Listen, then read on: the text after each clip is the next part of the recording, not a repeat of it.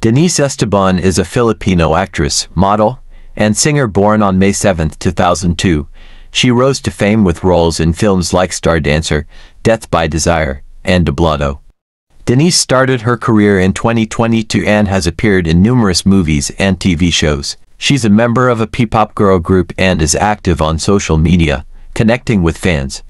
Denise is known for her confidence, charm, and versatility as an actress, gaining recognition for performances in various genres. Denise is represented by Viva Artists Agency and has been praised by director Roman Perez Jr. for her talent and dedication.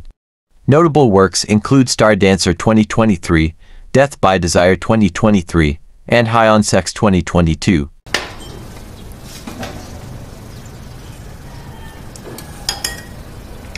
Sabi mga magulang mo. Bata pa lang kami ni Kuya, nawala na sila. Nawala na sila? Out na to. Palibhasa kasi wala kang worries sa buhay. Gutom. Hindi ako tamad.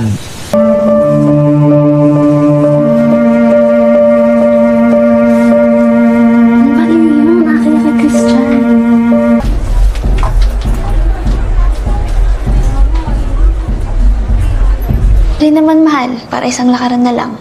Bibis na. Paano mo nalaman kung saan ako nakatira? Ano ka ba? Siyempre alam ko address mo. Bakit? Ayaw mo bang nandito ako?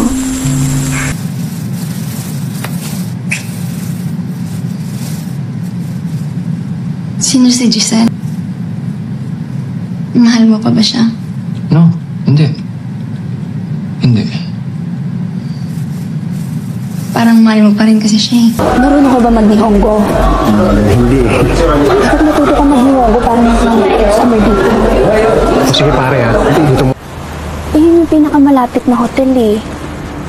Kesa mapalayo pa kami, doon na kami. Kasi sa trabaho eh. Hindi na ako makapag-aral. Medyo na chessy. Medyo lutang lang talaga ako kasi.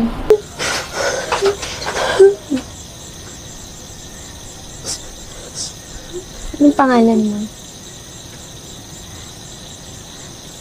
Minsan lang naman, mga 10 times a day.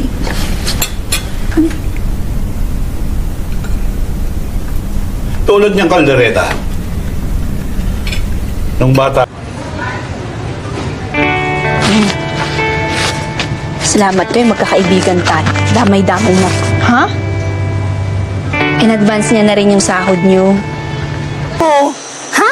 Walang gulat nga rin ako eh. Bakla yung itsura mo, parang ikaw yung kabit. Kadiri ka. Ang sakit.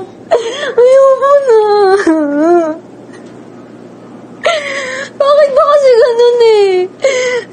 Boring ba talaga? Taklak pa si Mayor ah. Alam mo, may napapansin na ako sa'yo. Ang totoo kasi. Ang dami mo namang tinatanong. Kaya naman naming bayaran yung renta dito eh. Ilipat dito ah. Bakit busy sa trabaho? Corporate slave sa umaga. Pero malayang mananayaw. Nasakay ako sa trip ng iba. Nilike ko, shinare ko, nirepost ko. Oo na. Gets ko na. Buti nga tong si Kuya Jeremy eh. Kahit papano. Sorry, I mean si Drake.